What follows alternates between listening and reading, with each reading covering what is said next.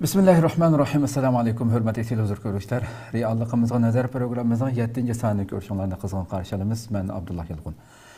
Qadrli ko'ruvchilarimiz, hammalarga ma'lum bo'lgandek, boshlagandan buyon shu hayotimizdagi, turmushimizdagi masalalarga güzel bir şekilde, ilmiy şekilde bununla qarab qandaq bununla bir hal qilish chorasi topamiz degan asosda qimmatli bir mehmonimiz bilan boshlagan programımız her 2 haftada bir qatim şu saatte devam qılayotidu. Asli her 2 haftada bir shanba kuni edi. Ama hammalar ma'lum bo'lgandek, Turkiyada shanba kuni ko'chaga chiqish cheklamasi bo'lganligi uchun jumaga oldik bir qancha bo'limdan buyon. Bugun bu programmamızın daimlik mehmoni qimmatlik yozuvchimiz hammalar tanışıq bo'lgan ustoz Abdurahim Davlat apadan taklif qildik. Konya'dan ziyaretimizi kabul kılıyordu. Konya Selçuk Üniversitesi Tarih Fanları doktorantı şunakla yazgıcı. Aldı bilen rahmet etimiz programımızga vakit çıkargalığınız için. Ben sizlerge rahmet ettim. Bizde bu programın işleşki vesile olan Allah için. Köp rahmet. Kadirli görmelerimiz programımız Naq Meydan'dan kanalımızdaki Facebook ve YouTube arkalık tarih kılıyordu. Ekranlarda çıkıp duruyatkan numaralar ve ictimai uçur vasıtlarındaki alaka mənbələrimizin programımızga alakadar arqandaq fikir təklif, suallar bolsa yoldaşlarını ümid qılımız. Şundaqla köplügən qayrandaşlarımızdaki paydalanış üçün həm bəhərləb qoyuşunu həm unutmağa istər. Əmdə biz ötken bugünkü sanımızda elanımızdan bəgəndək tünügün bəduq. Ustaz zalim bolsa, oquvchi alim bolamdı deb ünvan qoyduq hamda. Çünki ötken sandaki programımızda, programın ahırda şu mavzularga biraz bir tilg'i elingan, ama bunu biraz içişimiz kerakligini, biraz tafsillashtirib so'zlashimiz kerakligini degan edik sizlarga. Bugun inshaalloh shu haqda davom qilamiz. Hammamizga ma'lum, biz musulmon bo'lish sifatimiz bilan ming yillardan ortiq islom bilan hayotimiz yo'g'rilgan bir xalq. Hamda bizninki ota-bobolarimiz, ajdodlarimizningki farzand tarbiyalash uslubi, usullari kitoblarimizda nihoyat güzel şekilde tilg'i ilinib kelingan bir axloqliq, nihoyat madaniyatlik bir millat hamda. Aldı bilan bizning islomga yo'g'rilgan bo'lishimizga qaramay, shuni o'ylab baqaylikki, dunyoda bir Müslüman bo'lish sifatimiz bilan bizga eng o'rnakkan, eng güzel axloqqa egisan deb Rabbimiz suyimli payg'ambarimizni sifatlab, ya'ni eng axloqli kishi sen o'rnak bo'lsan deb ashundoq sifatlayotgan payg'ambarimizgami Qur'onida nima deb xitob qilgan desa, agar sen qo'pol bo'lsang, shafqatsiz bo'lsang, sen payg'ambar bo'lsangmi, shunchalik fasohatlik so'zlaydigan bir qobiliyatni men atagan ashundoq bir shaxsiyat bo'lsangmi, atrofingdagilar cho'qim to'zib ketgan bo'ladi, tarqab ketgan bo'ladi deydi hamda. Bu yerda mehr shafqatninki, mehribonlik, muloyimlikninki, chunki ummatning birinchi muallimi, insoniyatning muallimi Rasululloh. Bizga islomning butun nimalarini, güzel axloqni hammasini o'rgatuvchi birinchi muallim. Eğer sen şundaq bir salahiyet, şundaq bir fasahat, şundaq bir peygamberlik ünvanı bolsun mu sende? Eğer de qo'pol bo'lib qolsang-chi, atrofingdagilar cho'qim taraf ketgan bo'ladi deydi. Endi biz shuni cho'qim o'ylashimiz kerakki, mayli ota-ona bo'lish sifatimiz bilan bo'lsin yoki o'qituvchilar bo'lish sifatimiz bilan bo'lsin, agar biz payg'ambarmi emas, undaq fasohatlikmi emas, undaq kelishgan go'zalmi emas, hech birisi yo'q Rasulullohning bor sifatninki bizda. Shundaq turib agar biz qo'pol bo'lib qolsak-chi, bizga bu terbiyede netice kazanalımdık diyen bu çoğun bir sual işareti çoğum soruluşu gerek bo'lgan meselede qarğalığımız için bu narsani o'tirib qo'ydik. Hamda programımızga hurmatli Abdurahim efendi shundan kirsak, o'tganda bir siz program oxirida shunday bir xalqimizda safsata va ustoz zalim bo'lsa, o'quvchi olim degan bir safsata bor.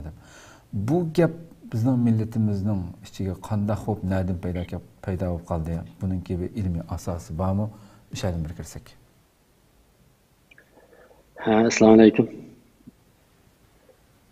Sualdan boshlab ketaylik. Eng dastlabdan da bu so'zning Uyg'urlarga qanday, qachon, qayerda paydo bo'lganligini men tafsiliy bilmayman. Ammo buning bir xitoychisi bor. Yani xitoycha bir idiomda yanshi chugautu deydigan bir gap bor. Dal shuning Uyg'urcha tarjimasi mu endi bu. Yani xitoychadan kelganmi? Xitoychadan isliroq tarjima qilib ustoz zolim bo'lsa, shogird olim bo'ldi deb tarjima qilganmiz. Yoki asli bizning bog'itda buni aniq binas deyolmayman.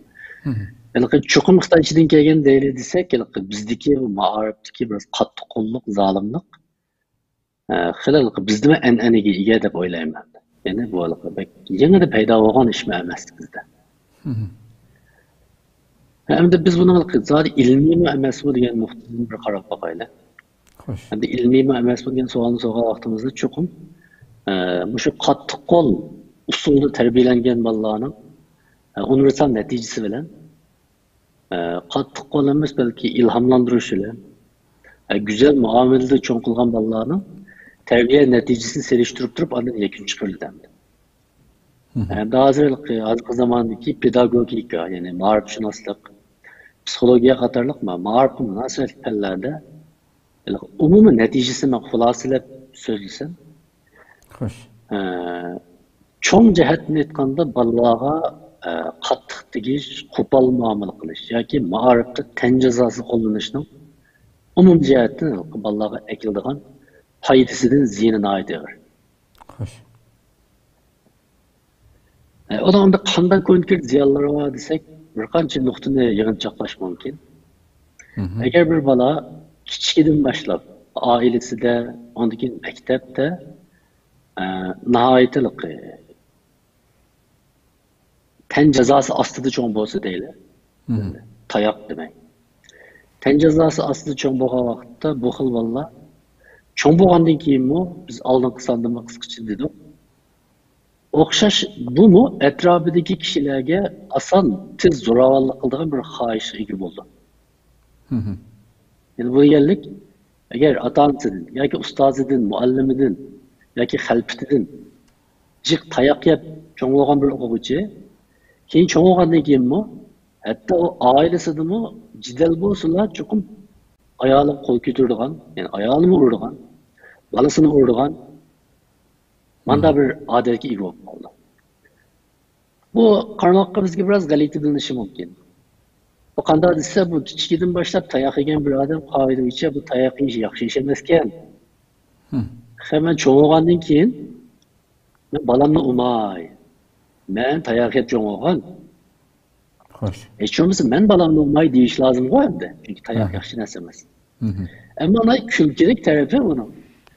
Nait tayoq yeb cho'ng bo'lgan kili cho'ng bo'lgandan keyin u bolasini urgan bo'lgan. Bu xil odat ularning turmushiga, yoshun emiga o kadar istiqiylik, o kadar bilib bilmay sinib ketadiganki, boshqa xil usulni maxsus o'ylanmasa topolmaydi. Masalan deydi, balasi aqallisi maktabdan kechikib kelsa, balam bugun kechikib keldingmi, nima kechikdan bir ish bo'lib qoldi deb so'rashdan o'rniga, balasining tushuntirishini anglashni burunla derhal ya qattiq gap bo'ldi. Nima qildi bu chaqchi deydi. Yoki ig'irroq bo'lsa derhal qo'lni ko'tardi. Endi bunda masalani siliq usul bilan, paranglish bilan hal qilib bo'lganligini bilmaydi. Chunki uning hayotida balalik vaqtida uchragan bu xil masalalarda u hal qilingan emas. Yani diyalogning, parangning chiroyli usullarni masala hal qila olganligini bu xil bolalar kichik vaqtida turmushida ko'rmaganligi uchun tabiiy cho'ng bo'lgandan keyin o'xshash masalani ular o'ziga ishlatilgan usul orqali hal qilishga odatlanadi. Biz hammamiz o'zimizning bolalik vaqtini o'ylab baqsak shu. Masalan,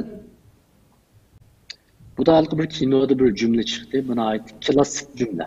Yani bizim hayatımızda köp uçuraydı. O melek balasının ait uğurduğun bir dadı ki, bir psikologinin yanına bağlandığın ki, bu balanızımda uğurdu kendisiniz. Hanım küçük vaktinde men yegen tayaklığın aldığı bu hançilikti de şunda dedi.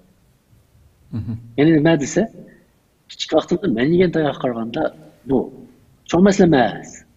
Normalde onun için dayak işi de böyle. Nurgun ata-analarımı, Uygur ata-analары azı. Balağımda katık tegmedisi, biz degan kichik vaqtimizda bunda dayaqdan tonnalab yegan hech nima bo'lmaydi deydi.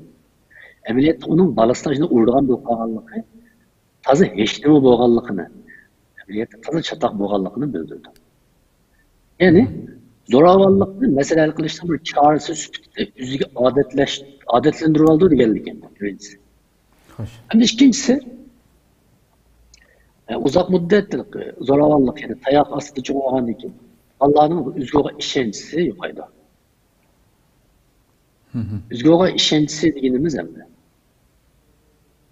Endi insonning hayotida bu psixik jihat sog'lom turay desa, üzgü bo'lgan ishonch shu psixik sog'lomlikning bir yadrosi yoki ul teshi. Bir odam üzgü bo'lgan ishonchni yo'qotgan vaqtda u psixik sog'lomlik jihatda yemirilgan yoki yemirilishni boshlaydi. Şimdi şu uzak müddet ailede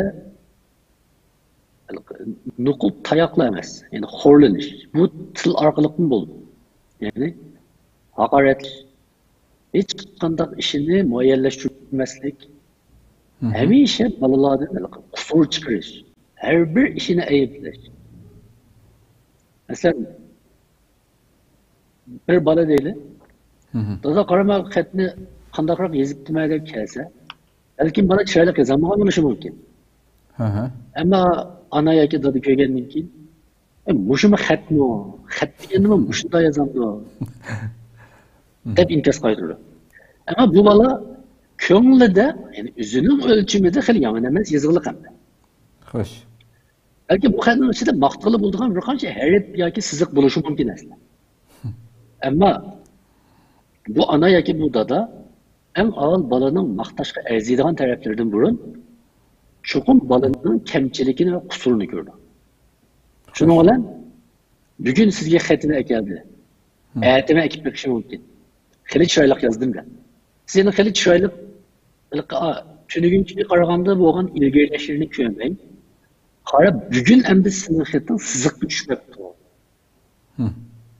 Tünügünkiden yaxşı yazganda qilganlar qarab munda qilsa deydi. Shuning bilan bola har qancha qilsammi uni onam dadam yaxshi demaydi. Unda degandan keyin u yana bir qatimdan boshlab xat yozib onasining dadasi oldiga akelmaydi. Chunki u Allah'ın o'zining ota-onasi tarafidan yaxshi bag'i erisha olishini umidini uzdi. Bu deganlik Av bala o'ziga nisbatan men ota-onamning nazariga ko'zga ilinmaydigan bir qancha qilsammi ular meni yaxshi demaydi ekan. Bunday bo'lgandan keyin bu xil bolalar cho'g'agan vaqtda ota-onasi bilan qarshilashadigan bo'ldi. Eng muhimi ota-onasining o'lchamlari bu bolaga kor qilmaydi. Mesela şu balasının harakatlaridan qusur chiqargan bir ota-ona amaliyotda bolasini yomon bola bo'lib ketsin deb qaramaydi. Ham unda arzulamaydi hech kim. Ama onun davamlılık balaga nispeten seni orqali, hareketi orqali azarlashi asta bola bilan bo'lgan munosabatini yiroqlashtirdi. Bola bilan bo'lgan munosabat yiroqlashgandan keyin qanday yuz berdi? Ota-onaning balasiga so'zlaydigan tarbiyasi, nasihatining kuchi qolmaydi. Biz o'zimiz yaxshi ko'rmaydigan muallimning darsini yaxshi o'rganmaymiz. O'zimizning boshlang'ich vaqtini to'liqsiz vaqt o'ylab qoldik. Biz bazı pellerge aşı muallimni yaxshi ko'rganligimiz uchun umra qo'yib qolamiz. To'g'ri.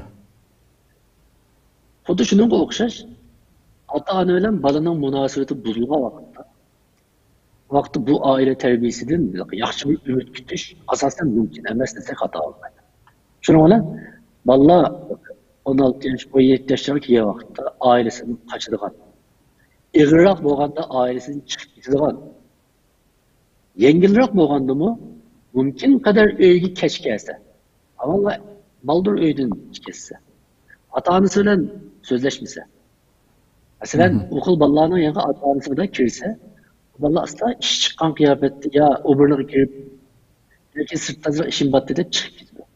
Ota-onasining yanında turishni xohlamaydigan bo'lib. Chunki bilgandan keyin onasi yoki dadasi unga deyishi mumkin. Tuzukroq o'tirmamsan. Uğaval degan shunda lapsib o'tiramdi deyishi mumkin. Çünkü her vakit bir herlik yapmamış ihtimali var. O bala allı burun refleks şekilde onun eviga bu singi. Bunda olgan için o bir rahatça umut izleydi. Biz tayaqtın ötep məyək alıp əməliyyatda bu xil azarlaydigan, müəyyənləşdirməydigan, hakaretlaydigan, tıllaydigan aile mühiti uğandınmıyor. Hoş. Eğer izçil tayaq yapmış olsa bu xil ahvalda bayan degендek bu xil vallahanın kelgüsüde zoravallıqqa mail ulaş ehtimallıqına aydı. Yani bir tədqiqat nəticesi var. Şu türmedeki Adem öldürgen katıllarının balalık hayatını tekşürgen bir tədqiqat var. Yani şu ballarının işi de yani şu Adem öldürgen katil cinayetçilerin içinde 70% etrafındaki adamın balalık aktıda uzak müddet aile horluğunu eşidin ötküzgenlikini ekildigen. Yani küçük vaxtıda uzak müddet ne aitti. Hazır degендek horluq aslında çoğun olgan balalarının çoğun boğandığımı cinayetçiliğin minip ketiş ihtimallığı, zəhərlik jikimliklerge adetliş ihtimallığı, əxlaqi cəhətdə tapdın çıkıp ketiş ihtimallığı, hatta kızlarının, cık tayak yiyen kızlarının baldur, ippitin yoxtuş ihtimallığı diyenin hemmisine ait yok olur. Çünkü siz bulanma kızlarına nispette siz ailenizi, atanızın müəyyənləşdirişige, muhabbetige, illik muamelesiga erişenmegen vaktimizde sırtta sizde azrak mahtap koysa yaman niyetli kişiler. Azrak kalıqı illik tarafını köystük koysa bakın valla ulanın yaman niyeti düşenmegecike tızlık irip gitti o tızlı olanın kendi gibi. Bu şekilde yolları kirip ketken balıqların köpencisinin eğer derecede ailede kanmagan bir muhabbet geçir kişi var. Yani geçir kalan bir sevgi var. Bu kandırılmagan. Şuna olan o sevgini bunu kurcunun sırtımızdaydı. Hoş. Mesela öyle mesela kepsizliki kat'i atanısının küzüge sığmagan bir bala. Kurcuğa çıkıp Allah'la uyuşturup karşı tarafına urvetse kurcudaki lükçek balı gelip bunun mürüzüge şapalaklaydı. Kaltıs kense. Sonra o ayacalandı. Yani ben kurcudaki ballar tarafından kubul kılındı. Bunun küçüğü, bunun kepsizliği atanısı tarafından yaxşı yeteklenmelerini kubul kılınmagan dikin onu kubul kıldığın anda ya. Belki bunun vücudundaki korkumsuzluk, şu batırlık yaxşı yeteklense kaltıs bir cengçi ulaşım oldu. Yaman yeteklense o bir mafyanın dükçü ulaşım oldu. Bir misal isim geldi. Amerika'nın ait dağlık bir kaltek tot mahirinin balalık vaxtideki bir hikayesi. Bu balalık bir nesne qattiq atalaydı kendine. Şu an tulalık mahalledeki halkının ikiz binadaki derizelerini teslim binası etip çıkıyordu diken bu. Şuna olan dadısı mı anısı rıkıttım. Adam pek kaltıkense, sen muşu küçüğüyle top oynayıp kalsan, sen çok kaltı sokup dikense, deydiken. Şuna olan, bu bala, oy şunda mı ya deyip, top oynaşına başlaydıken, hakikaten ki diyendek bunları damlık, tenterebilçiyor bir yetişip çıkıyordu. İşini taşırdı. Yani, onun vücudundaki yalı güç, ilmi yeteklengenlik için, ademlerin nefredilen bir yönelişki olandı. Ama, her bir balanın vücudu da emniyeti boşuna küçük buldu. O yaxşı yeteklenmese, vakitte yaman tepki minip ketiş ihtimali. Yani kıskarta vakitte şu, balalar zoravallık adetini kaldı, psikik cihette sağlamlığı bozuldu. Yani başkalarıyla buna tasarruf kılmak, siz kendisindeki aile kurgu vaxtınızda, balınız ile, sizin cöğrünüz ile, meyli iriniz ile meyli kozunuz olsun. Yezçil her kanda bir ziddiyette derhal yapar. Derhal kol götürüp el koysanız, yüzünüzme bəxtlik yaşamayısınız. Başkalarının bəxtlik kılanmayısınız. Hayat mı sizge bir nispeten bir tuzak yaşamayısınız. Hoş. Şu an ilmiy jihatdan da bu bunda bir taraf var. Hem de bu sualdan ben şaxlab bir narsani söyleyeyim. Bu bir siyasi arq görüşüne girer. Bu qanday desa, ben to'la ta'kidlayman. Biz vatanda cho'ng bo'lganda, mayli maktabda, mayli oilada umuman qattiq ma'rifda, qattiq muhitda cho'ng bo'ldik. Xo'sh. Qattiq ma'rif deganimiz bizning Xitoy ma'rifini qattiq yodlashdan qilgan jazosi kichikimizdan boshlab muallimlar tayoq yeyish ham normal ish emas.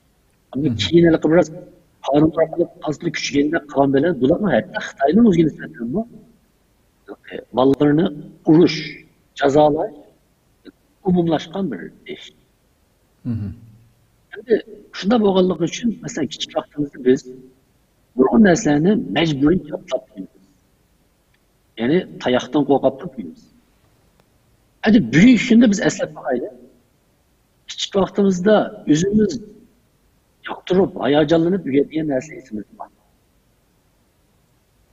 Ammo muallimning tayoqidan qo'rqib yodlagan nurg'un tekst, nurg'un she'rlar, masalan mening asosan esimda yo'q. Boshlang'ich maktabda bizning adabiyot muallimimiz qo'rqatdik. Asosan she'rlarni, qo'shiqlarni yodlatgan bo'ldi. Ama hozir eslab baksam ben boshlang'ichdagi shu narsani asosan esimda yo'q. Ama to'liqsizlik kelgan vaqtda bizning to'liqsizlik adabiyot muallimi adabiyotga qiziqtirib bizni yaxshi o'qitdi. To'liqsizlik yodlagan nurg'un tekstlar, she'rlar, masalalar hozirgidek esimda bor. Ya'ni siz yoqtirib o'rgangan narsa esingizda qoldi. Sizga majburiy qo'rqitib o'tilgan narsa asli saqlash to'g'risida aytgandimi? Unchalar uzoqqa qadar saqlanmaydi qalbimizda. Endi şu besimde çok olganligimiz için biz özümüzün müstakil fikri bulmayalım. Müstakil fikrimizde dadil ifade etmeyelim. İcadi tefekkürümüz ne oldu? Cigiligen. İcadi tefekkürümüz cigiligen desek sansılık misal alamayız. Eser yazsak icadi yazamlarımız çok tefekkürümüz yerine doğrayız. Hatta mahsulat işler çıkarsak mı? Çok başkalarının işler çıkaran mahsulatları oralgan kepi bulaklara kadar doğrayız. Çünkü icadi tefekkür, müstakil tefekkür sizin hatalıklarınızı kendi kusaklıkla muamele kılabildiğiniz bir marif boyutu değil. Siz tasarruf bakın. Dünyamızda mesela maaşını da çıkıva vakıfta.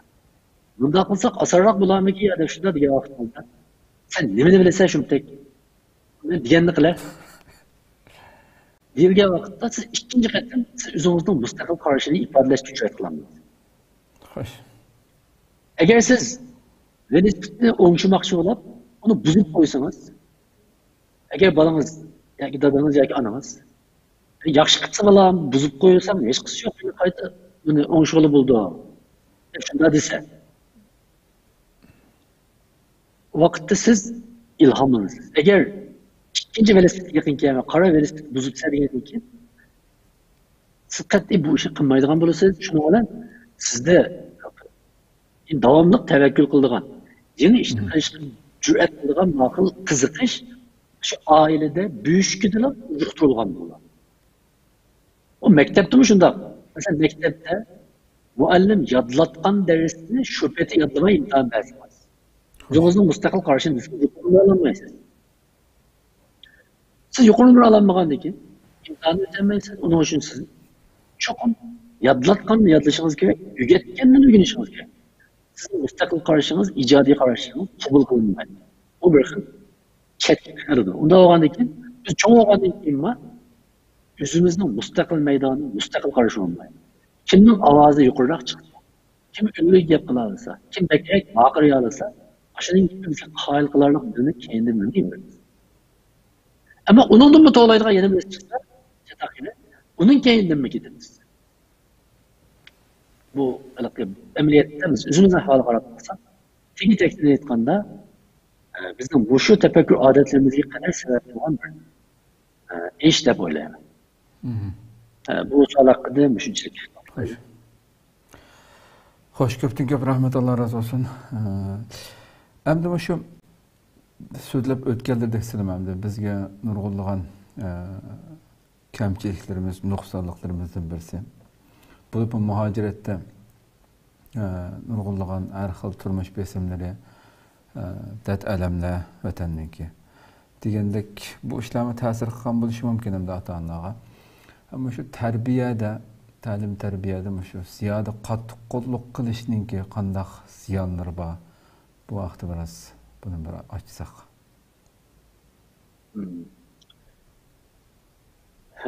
Odatda ta'lim tarbiyadagi qattiq qo'lliq ba'zi asqatadigan yerli bo'lganligi uchun bizda davomlashadi. O qanday asqatadi desa, bayon uylik yodlash yodlatishda qattiq qo'lliq asqatadi. Ya'ni bir bola tayoqdan qo'rqib, tushunmaydigan bir narsani yodlay olishi mumkin. Gerçi qiynalsa-mu, ishqilib bir şekilde tayoqdan qo'rqib yodlay olishi mumkin. Mesela til öğrengenini tekst yodlay olishi mumkin.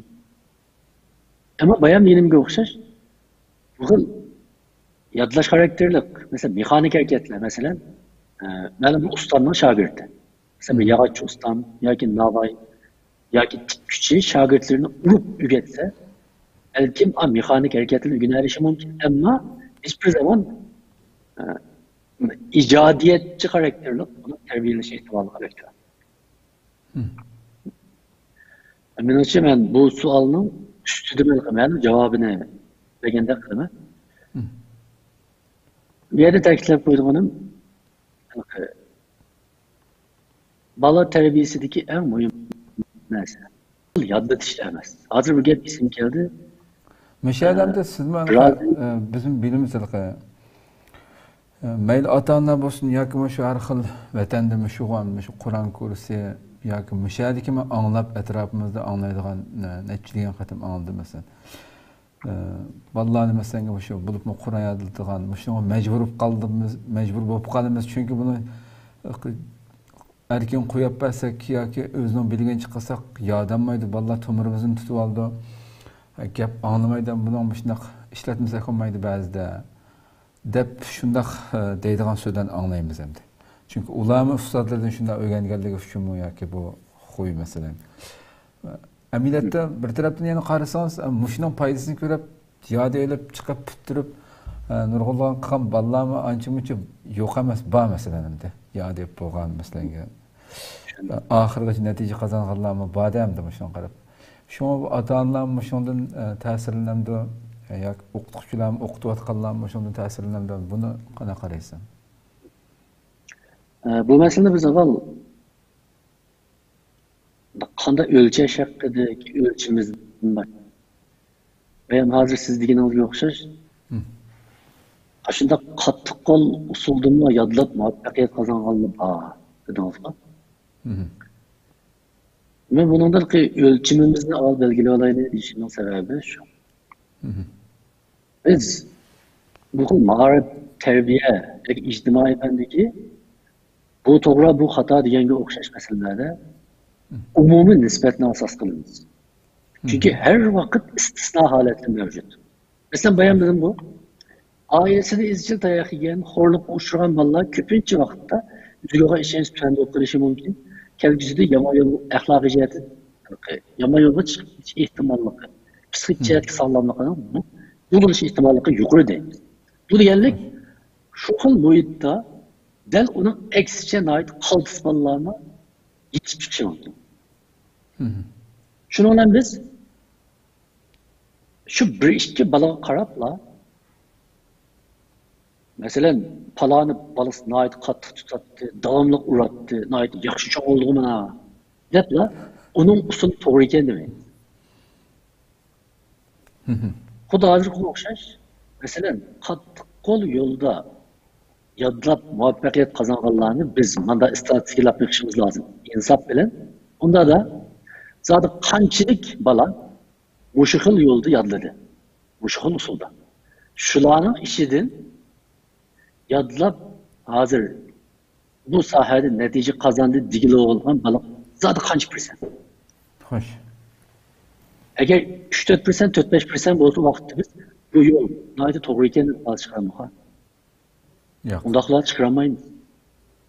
Çünkü o köp sanlık nispetli geliş lazım. Hiç olmasa hatta 20 yetse mesela 100 balını okutkan top 100 balına ait katı usuller var. 50 balı acayip kalsın. Hafız olup yetişmişti. Diyelim bulsak mı böyle diyemem ben. Ama ben aslında bir tekrar baktım bu meselelere.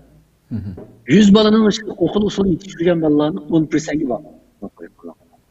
Vatanda ve chet elde siz şuna qaramsiz yani. Vatanda ve chet elde mesela Kur'an kursunda değil mesela. Şu yerde okuyatkan ballar. Bulat mı? Vatanda bir mezgillerde xeyralar fırsatını faydalanıp gülleniş bulduk bu sahada. Ona pek uçuk değiş biraz çoğulsuz misallarının sözleşki doğru geldi. Hoş. O garihanın yüzbergenine ait eşini çıkışlar var. Yani tayak testidin ait nakavut ketken mecruhulap kalan ballar var. Yani normal ten cezasının halkı ketken ait yavuzluk olan ten cezası uçuran ballar. Hoş. Hem de aşı ballarının birisi yadlaşla ölçememez. Yani bunda bir nersini ismi tutuşumuz lazım. Hoş. Mesela bir balı Kur'an'ı yadladı, olsa mı ölçememez. Bu İslam terbiyesindeki ahirki nişanımız balları Kur'an'ı yadlı yetişemez. Ahirki nişanımız ballarımızı İslam bilen itikatlangan, ahlaklangan ve şunun bilen tefekkür kılalaydıgan bir ademle aylandırıp çıkış. Şuna bak. Hoş, hoş. Asli nişan şu. Eğer bizim ballarımız tamam yadladı. Ama o ahlaki ciheti intayını açar. Psikolojisi fakat sağlam emez. Etraftaki kişilerge fakat teşekkür etişti ya ki yaxşı muamele kışı bilmeydi o. Hatalarına ait kakıştı o. Onları biz. Onları gen biraz iş kılıp yadıldı edip çoğunluğumuzu hoş kılıp yüzümüzü aldırmazlıkımız lazım. Bir balığa nispeten ben şunu kismiyet alayım. Allah'ın psikolojik sağlamlığı, ahlakı, itikadının sağlam buluşu, tefekkürünün yaxşı normal buluşu bizim ballarımızın nait baldur yaşadığı Kur'an yadlaşıdır mı? Kur'an yadlaş için ulağı tületilgen psikik ve cismani bedelle kelgüsü de hazır ben degen nişanda ep baranmasa vakti biz bunu galibe edip ataştı biraz hıcıl olsak. Hoş. Bayan degenim yoksa maksat Kur'an yadlaştığı maksat Kur'an'ı düşünüş ve emel kılış. Kur'an'ı hayatla aylandırır, Kur'an'ı ahlakla aylandırır. Şundan bak. Allah'ın Kur'an'ı nazil kılışını maksatını şu. Onda bakanda ki bizim yadlaş ve yadılış maksatlarımız değil mi? Muşunu çöğürdüşü lazım. Ve muşunun için en ilmi usulü kullanışa ustası izlenişi lazım. Ve psikolojiye, pedagogikinin yine bilimlerinin, tekniklerin faydalanıp durup Allah'ın psikik cihetini harlamaydıgan usulda yadılış lazım. Elbette o usulü yadılatkılı oldu. Bu ılıkı bir beyin musabaka emez.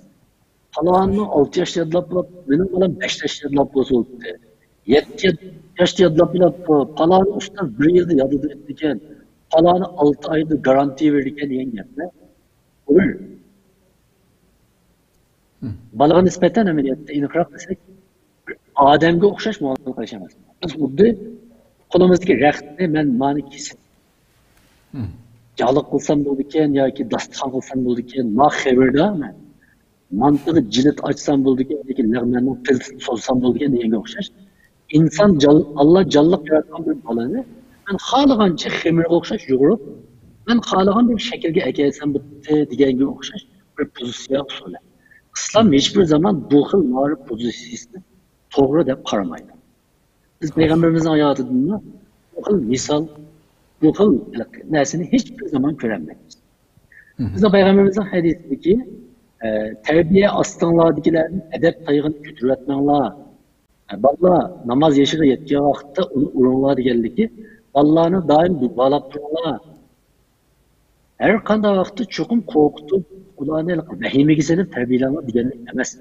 Biz Peygamberimizin bütün hayata karaylı o fakat katli işgalden mesela kağa gelmeyenler o bir cemiyette cinayetçilerini cinayet sadık bu vakitte onu çıraylık yapılıp mağripli terbiye olmayımız var mı? Hoş. Mesela oğurluklu sadık bu vakitte cezalaştı o yılda. Mesela birisi katillik kılsa onu türme yoki ölüm cezası orqali jazolaymiz. Çünkü o allaburun ağzaki terbiye nasihat qilish chekidan o'tib ketganligi uchun uni cheklash bilan ma'muriy qonuniy jazo berishga majbur bo'lamiz. Ammo bu eng oxirgi usul. Endi ma'arif, terbiye, nasihat qatorli usulni kavgagan ahvol ostida hiçbir zaman bir balani derhal berib haqoratlash, tillash, urish bu meyli dinimizda, meyli ilmiy sohada tashabbus qilinadigan usul emas. Aksicha cheklanadigan usul. Bunda tasavvur qilaylik biz vatanda Xitoy ma'arifidami o'zimizning o'zligidan, xosligimizdan mahrum qilib yetishtirilsak, o'zimizning ma'arifidami, o'zimizning oilasidami xosligimiz, o'zligimizdan mahrum qilinsak yoki bu hurmat qilinmasa, o vaqtdan keyin biz yana davomli balam tuzuk odam bo'lmadi. Balam bir aklını tapmadı. Eğer bir atanı balısını Adem yerine koymasa, anadaki onu tüzük Adem bulmadı dese, bu nahakçılık emas mı? Aval balımızga Adem'e okşaş bulamadı. Andaki o Adem buldu. Balımızga biz aval eğildeki koykalığa muhabbetlerine okşaş, eğildeki koykalı, eğilde kirgili onun sanaklarında urmaz. Kamçı bile. Yani onu sözlesek kürmeyle. Ama bizim balımızga sözleydiğin nurgun pursumuz ve ahvalasında derhal kattığı gep yoki tayoqqa murojaat qilishimiz teng taksini aytganda o'zimizning bo'limsizligidan, iqtidorsizligidan kelgan bir bichoralik. Bu vaqtda o'zimizga nisbatan biroz qattiqroq operatsiya qilmasak bo'lmaydi deb o'ylayman. Bu savollar haqida shunchalik bo'lsa yetarlikmikin. Ko'p rahmat. Bu shu oxirgi gapimizdan balkim Nurg'ullar balkim xato tushungan bo'lishi mumkin siz deganda payg'ambarimizning bir hadisi bor, namozga buyurish masalasida. Bolalarga 7 yosh kirgan vaqtda namozga buyuringlar, 10 yosh kirgan vaqtida agarda o'qimasa o'dribu alayha. Uringlar degan gapni balkim mana shunda xato tushunganlikdan bo'lsa kerak. Shu hadisni biroz ochgan bo'lsak, biroz sharhlaygan bo'lsak, andiki masalan ba'zi siz dedingiz masalan hech qanday bir chora qolmagan vaqtda buningki cheki qayergacha ba'zi bolalar masalan shunday gapim bor, masalan ustozning urgan yerdan gul unib chiqadi degan gapim bor. Ammo shunda talabchan bo'lish bilan shunda qattiq qo'l bo'lishni o'tirishga shu zil nuqtani biroz yoritgan bo'lsak mushahadasini olamiz bilan. Muhim bir nuqta bo'ldi. Meni qarashimcha biz oyatni, hadisini tushungan vaqtimizda tushunishning, tafsirlashning nurg'un usullari bor. Xo'sh. Shuning ichida payg'ambarimizning hadislarini tushunishning eng muhim usullaridan biri payg'ambarimiz buyurgan ishlarni payg'ambarimiz o'zining hayotida va sahobalar hayotida qanday ijro qilgan degan savoldan chiqib izlanib baksak teg'imi yaxshi tushunamiz deb o'ylayman. Chunki birisi payg'ambarimiz o'zining deganini o'zi ijro qildi. Ya'ni so'zi bilan harakati bir payg'ambar. Lekin sahobalar har vaqt payg'ambar alayhisolamning emirlerini nait bijanidir joyida o'rinlaydi. Yani sahabenin hayatıdan biz sünnetini göremeyiz. Benim düşüncemce Peygamber Aleyhisselam'ın ballarını namaz yeşil yetkende okumasını urunlar deydi. Maksat itibarını düşünsek bunu. Maksat itibarını düşüngenimiz adetlendiriş maksatı da azraq katlı kol bulanlar yani. Herkes bu tayakını terbiyedeki izçil usulü adetli aylandırıyorlar digellik emez. Bayan degenimge okşar. Ahlak, çıraylık söz, adetlendiriş qatarlıq nurgun nərsi esqatqan ahval aslında uruş doğramaz. İkincisi, biz haysi sahabenin hayatıdır. Falanı sahabe balısını bana oğanlar oğup baktık, görüp baktık. Bana muşu mu? Sahabenin hayatıda ballarını uğurduğun bir işin asası yok ikenligini göğüsüp böyle de böyle. Hem de siz ahir degan talabchan bo'lish bilan qattiq bo'lishning birlikki munosabatiga kelsak, buna oid muhim bir nuqta. Chunki ota-onalarda ikki xil pozitsiya bolalarning usbiy ta'sir ko'rsatadi. Birisi inkaschanlik, ikkinchisi talabchanlik. İnkasçallık deyilimiz, bolalarning har xil moddiy ma'naviy ehtiyojlariga nisbatan ota-onalarning sezgurlik, ya'ni sezgurlik bilan bayqab uni qondirishi, ya'ni inkas qaytarib olishi. Mesela bolalarda bir sevgiga ehtiyoj bor, hurmatga ehtiyoj bor, bayon degandek maqtashga, ilhomlantirilishga, muayyanlashtirilishga ehtiyoji bor. Ammo ota-ona bolalarning bu xil ma'naviy ehtiyojlariga inkas qaytara olmasa, o vaqtda bu bolalarning yaxshi bir muhitga erishamagan bo'ladi. İkincisi, ota-onalarga talabchanlik, ya'ni bolalar qaysi ishni qilishdan to'g'ri xato ekanligini, qaysi ishning go'zal, qaysi ishning tabiiy ekanligini ota-onalarning shu ishlarga tutgan pozitsiyasi orqali o'rgandi. Eng aqallisi deyiladi. Uyga mehmon keldi. Oldinimiz assalomu alaykum demay keliblar. Mehmonlarning yanında hech qanday gap qilmay, yana uyga kirib ketsa, biz bolamizga nisbatan sal chechilib qolishimiz mumkin yoki ketgandan keyin. Shuning bilan bizning bu pozitsiyamizdan bolamiz, sirtdan mehmon kelsa assalomu alaykum deb qarshi olganmiz degan narsani o'rganadi. Bu bir axloqiy o'lchamni o'zida hech bo'lmasa fikriy jihatdan yanada o'zlashtirishni boshlaydi. Xo'sh. Endi bu talabchanlikning nimasi? Cheki qayerda desa, bunun çeki balalarının bija keltiriş iktidarına yakın yani. Bunu misal bilen söylesem, eğer talebçanlığınız balının iktidarını pek tükenli olsa, onun alakalı tartış gücü olmaydı. Hoş. Mesela biz balımızı yerlerlattık değil. Bizden talebimiz bir kadında 15'ini yer bakırız. Ama bize ait de uruk. O 2-3'ü bakırlığındaki ki kolunu götüremeye yergi çalışıp kaldı. Şunu lan siz, o guy sen, bu yaşında 15'ini bakırlaşın gerekti. Ne mi paranın 2-3'ü bakırlaydı da açacaklarsanız mavi talep, ama balının iktidarını eşlik etken buldu. Hem de bu vakitte balımız 5'ini bakırlayalaydı.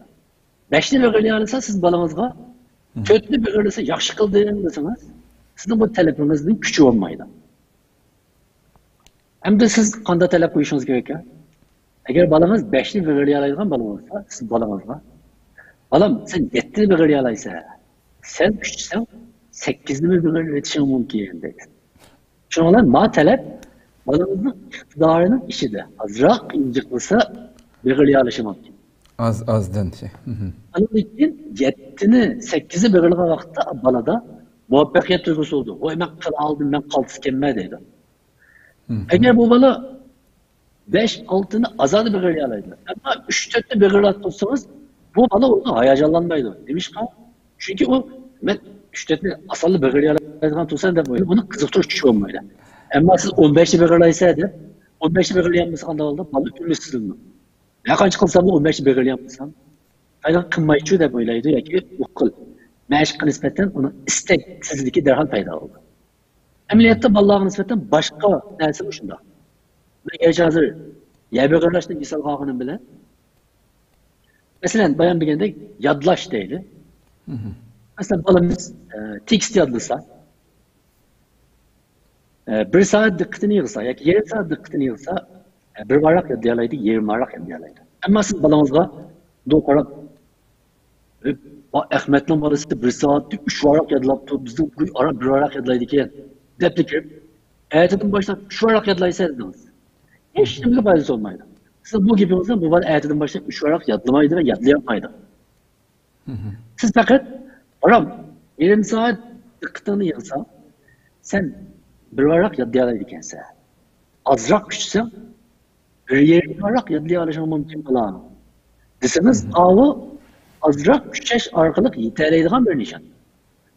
Ama hakançı küçsümü yetermeydiğen bir nişanı belgeleseniz bu Allah'ın iktidar edin, kurbinin halkıp kettiği talep oldu. Bu talep Allah'ın izidir. Hoş. Kudu şunu okşay, Allah'ın iktidarının bek tüyünü de olsa Mesela bir varak nersini yarım saat yadırlayacağın balaga siz bayan degandek. İkisi yadırlagan balam desiniz, bu bala bunun hem huzuruma almaydı, hem hayacanlanmaydı. Yani muvaffakiyet duygusu his kılmaydı. Adem muvaffakiyet duygusu his kılıp buna hoşal bulanmağa işli, davamlı kığız kelmeyin. Hoş. Bunu zirip kaldı. Menimce bunu düşündürdüm dep oylayman. Sizge rahmet. Köp rahmet, Allah razı olsun. Bir körürmenimizden bir narsa yezipdi veya bir inkas yezipdi. Sizin ama fikrinizni bilmekçiken, belki siz ekrandan körüp atkansiz, ben bir okuyup öteyim. Vatandagi klassik farzand tarbiyalash usuli tabiat va tabiiy ijtimoiy muhitning yordamida ota-onalarning yukini xilli yengiltadigan.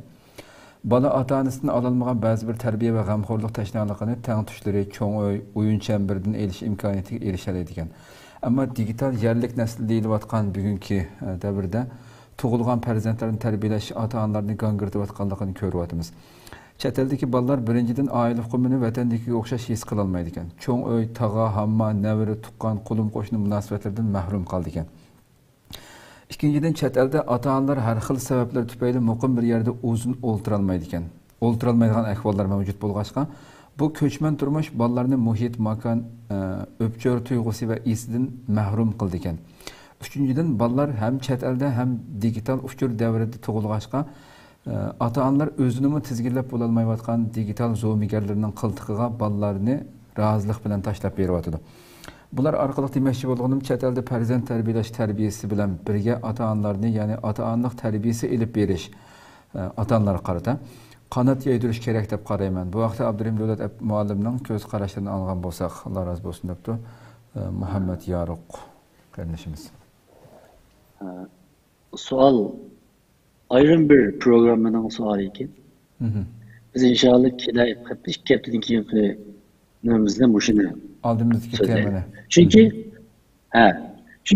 bu alakın ait real ve ait mühim bir mesele. Bunu 5 minut söylesem benim onlar yerim bu kaldı. Yani çalıp kaldı. Yani hatalık eskatlık yer çıkmaya kaldı. Ama da belki uzatır etsek kadar vaktimiz düşüp kaldı. Doğru. Bu alakı biz müstakil bir tema kılıp zaten chatlerde kandak atağını bulmayız. Diyen temi de şu temini biraz tartışalım.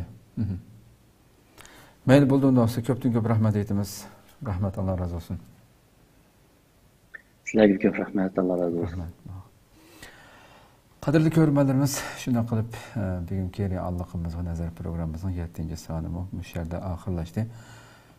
Inshaalloh anglab o'tdik, qadrli ko'ruvchilarimiz. Har narsa go'zallik bilan, go'zal axloq bilan, yaxshi muomala bilan, shu güzel ahlaklık deb sifatlangan Rasulimizningki yo'li bilan bo'lgan vaqtida, shuningga ergashgan vaqtimizda, shu uslubni ishlatgan vaqtimizda va shundaqla ota-ona bo'lish sifatimiz bilan shu farzandlarimizga güzel tilaklar bilan duo qilib turib, bu güzel muomalani ishlatgan vaqtimizda chuqur buning natijasi chuqur güzel bo'ldi deb qaraymiz va ishimiz, iymonimiz buning ustida chuqur her bir ota-ona ve bo'lmoqchi bo'lganlar bundan keyin bu islomimizningki güzel axloqidan foydalangan şekilde, bunu o'ziga o'rnak qilgan şekilde mengishga her birimizni muyassar qilishini Allohdan tuvanchilik bilan so'raymiz. Hiçbir zaman qo'pollik, qattiqqo'llik güzel natija bergan emas, bermaganligini ham ko'ryapmiz. Shuning uchun bu tilak bilan oldimizdagi haftada inshaalloh 2 haftadan keyin yana bir son programmamizda ko'rishguncha omon bo'linglar. Assalomu alaykum va rahmatullohi taala va barakatuh.